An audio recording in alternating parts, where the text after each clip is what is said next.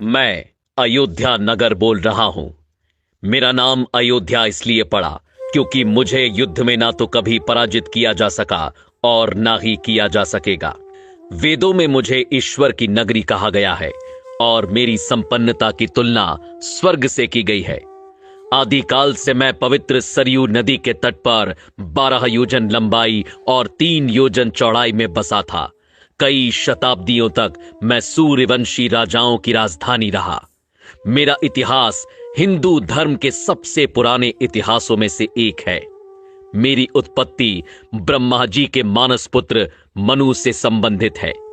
मैं और मेरा सूर्यवंश मनु के पुत्र इक्ष्वाकु से प्रारंभ हुआ था। वेदों और पुराणों में मुझे अयोध्या के नाम के साथ और भी कई प्राचीन नामों से पुकारा गया है, जैसे साकेत, कौशलपुर, अवध, श्रावस्ती और अयोध्या। मेरा नाम अयोध्या यूं ही नहीं पड़ा, बल्कि इसके पीछे बहुत बड़ा धार्मिक महत्व है। स्कंद पुराण के अनुसार आ अक्षर ब्रह्मा है, या अक्षर विष्णु है तथा धा अक्षर शिव का स्वरूप है। यदि आप वेद व्यास के हाथों लिखित अथर्ववेद के पन्नों को पलटेंगे तो भारत की सबसे प्राचीन सप्तपुरियों में प्रथम स्थान पर आपको मेरा ही नाम दिखाई देगा। रामायण काल से मैं कौशल जनपद की राजधानी हुआ करता था, इसलिए मेरे आराध्य प्रभु श्री राम को कौशलपुर राजा के नाम से भी जाना गया। मैं अयोध्या बोल रहा हूं।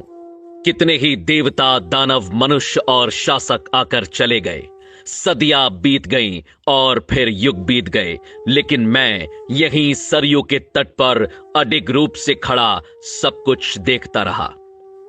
मैं वो महासौभाग्यशाली नगर हूं जिसकी गोद में खेलकर रघुनंदन श्री राम बड़े हुए।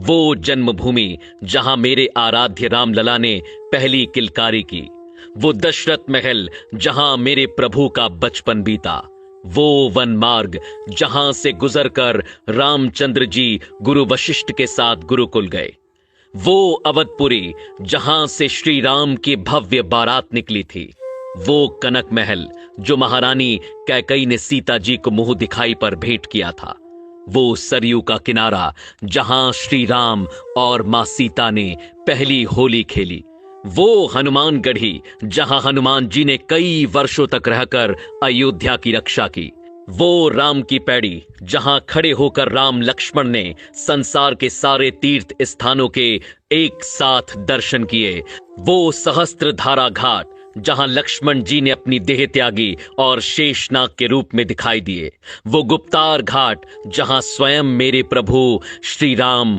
जल समाधि लेकर बैकुंठ को लौट गए। मुझसे विदा लेते वक्त उन्होंने मुझे अमर और अजय रहने का वरदान दिया था। मेरी आंखों में बिछो के अश्रु भर आए थे। मैं अयोध्या बोल रहा हूं। यह सभी कुछ अपनी इन्हीं आंखों से देखा है मैंने। मेरे प्रभु जब 14 वर्षों के वनवास पर चले गए, तब मेरे नगर का बच्चा बच्चा रोया था। महाराज दशरथ को मैंने पुत्र वियोग में तड़प तड़प कर अपने प्राण छोड़ते हुए देखा। मैं वहीं उनके पास ही खड़ा था। सभी रोए, लेकिन मैं फिर भी कमजोर नहीं पड़ा। मुझे विश्वास था कि मेरे कोने कोने को अपनी आभा से प्रकाशित करने वाले प्रभु श्री राम एक दिन लौट कर आएंगे। वह दिन भी आया जब सबके प्राणों से प्यारे श्री राम वनवास से लौट कर आए। उस दिन मेरी भूमि पर महादीपोत्सव मनाया गया था। मेरी शोभा को मानो 4 चांद लग गए। मैंने अपनी आंखों से श्री राम का राज्य अभिषेक होते देखा, जिसके पश्चात उन्होंने 11,000 वर्षों तक राज्य संभाला और मेरी गरिमा को सजाए रखा। श्री राम के शासन के वो 11,000 वर्ष जो आप सभी ने केवल पुराणों के पृष्ठों में पढ़े होंगे, मैं उसके एक एक पल का साक्षी हूं। मैं अयोध्या बोल रहा हूं। लेकिन मेरे प्रभु के बैकुंठ लौट जाने के बाद मैंने जो अथाह संघर्ष किया, उसकी आप कल्पना भी नहीं कर सकते। श्री राम के जाते ही संपूर्ण अयोध्या पर बसने वाले मंदिर, राजमहल, घर द्वार, सभी कुछ को मैंने सरयू में समाहित होते देखा। वह दृश्य मैं आज भी नहीं भूल सकता, जब मात्र मेरी भूमि ही शेष रह गई थी। अनेकों वर्षों तक यह भूमि यूं ही रिक्त पड़ी रही और मैं प्रतीक्षा करता रहा इसे पुनः सुसज्जित करने वाले की। अनेकों वर्षों बाद यह प्रतीक्षा खत्म हुई और भगवान राम के पुत्र महाराज कुश ने अपनी युवावस्था में सर्वप्रथम अपने पिता श्री राम की पुण्य जन्मभूमि पर मंदिर का निर्माण करवाया। सूर्यवंश की अगली 44 पीढ़ियों तक यह अस्तित्व में रहा। वर्ष बीतते गए और पूरा युग बीत गया। मैंने द्वापर युग का आरंभ भी देखा और उसका अंत भी। सूर्यवंश के अंतिम राजा बृहदबल की मृत्यु महाभारत के युद्ध में अभिमन्यु के हाथों हुई और उसके बाद मैं एक बार फिर अकेला पड़ गया। कलयुग का आरंभ हुआ। समय के साथ धीरे धीरे मैं लुप्त होने लगा। मेरे अयोध्या नाम को जानने वाले सभी मुझे छोड़कर चले गए। कलयुग के आते ही मेरी फिर से अस्तित्व में आने की उम्मीद टूटने लगी। लेकिन कदापि मेरे आराध्य श्री राम की ही कृपा थी कि कलयुग के आरंभ में एक दिन चक्रवर्ती सम्राट विक्रमादित्य शिकार खेलते हुए मेरी अयोध्या भूमि पर पहुंचे। मुझे एक असामान्य भूमि जानकर उन्होंने खोज आरंभ की और यह ज्ञात किया कि यह श्री राम की अवध भूमि है। तब विक्रमादित्य ने यहाँ भव्य राम मंदिर के साथ साथ 360 मंदिरों का निर्माण कराया, जिनकी भव्यता देखते ही बनती थी। कलयुग में मुझ अयोध्या का अस्तित्व एक बार फिर लौट आया। इसके बाद समय समय पर मैंने अच्छे और बुरे दिन देखे, लेकिन मैं अडिग रहा। साल 1033 में मुगल आक्रांता सालार मसूद ने मेरे मंदिरों को ध्वस्त किया, जिसके बाद गढ़वाल वंश के राजाओं ने फिर मंदिर का निर्माण कर मुझे खड़ा किया। साल 1528 में मुगल बादशाह बाबर के निर्देशों पर फिर मुझे कुचलने की कोशिश की गई और मेरे सर्वस्व श्री राम के पूज्य जन्म स्थान पर बलपूर्वक मस्जिद खड़ी कर दी गई। मेरे रामलला से प्रेम करने वालों के हृदय में ये आग धधकती रही कि श्री राम को न्याय कब मिलेगा, और 1853 में यह आग भड़क उठी, जब यहां पहली बार हिंदू मुसलमानों के बीच दंगे हुए। उस समय अंग्रेजी सरकार ने अस्थायी रूप से समझौता कराया।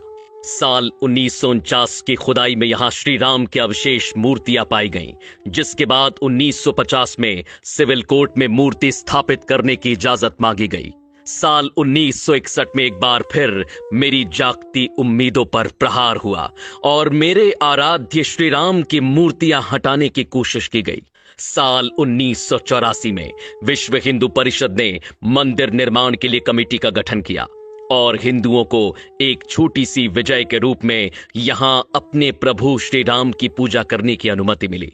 इसी क्रम में साल 1992 में कई हिंदू संगठनों ने मिलकर मस्जिद के विवादित ढांचे को गिरा दिया, जिसके बाद देश भर में सांप्रदायिक दंगे भड़क उठे, जिसमें 2000 से ज्यादा लोगों को अपने प्राणों की आहुति देनी पड़ी।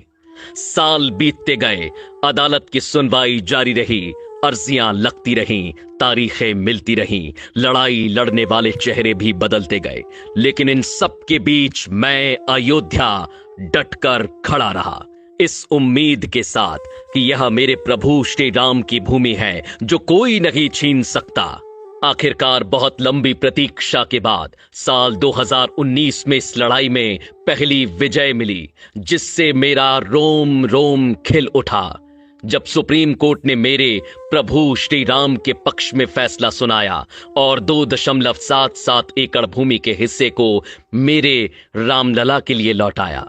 साल 2020 में श्री राम मंदिर का भव्य भूमि पूजन कार्यक्रम आयोजित किया गया, जो मेरी दूसरी विजय के रूप में मुझे प्राप्त हुआ, और मेरी तीसरी और अंतिम विजय आज सभी के सामने है, जब साल 2024 में एक अद्वितीय और भव्य मंदिर निर्माण के बाद स्थायी रूप से मेरे सर्वस्व श्री राम की प्राण प्रतिष्ठा होने जा रही है, जिसकी एक झलक देखने के लिए हर कोई लालायित है। मैं अयोध्या बोल रहा हूं। आज मैं ऐसा महसूस कर रहा हूं मानो मेरी युगों युगों की तपस्या सिद्ध होने जा रही है। मैं नहीं जानता कि आप में से किसे ये सारी बातें सत्य लगती हैं और किसे केवल एक कल्पना, लेकिन मैं वो अयोध्या हूं जिसने अपनी आंखों से इन सभी दृश्यों को देखा है। युगों युगों से इस कठिन समय को मैंने जिया है, और मुझसे बेहतर भला ये कौन जानता है कि लोग आते जाते रहेंगे, युग बदलते रहेंगे, लेकिन मेरे आराध्य श्री राम हर युग में हैं, हर काल में हैं, हर घड़ी में हैं, दृश्य और अदृश्य दोनों रूप से सदैव यहां उपस्थित रहेंगे। और मेरे उस मंगल भवन के दरबार में देर हो सकती है, लेकिन अंधेर नहीं। जय जय श्री राम।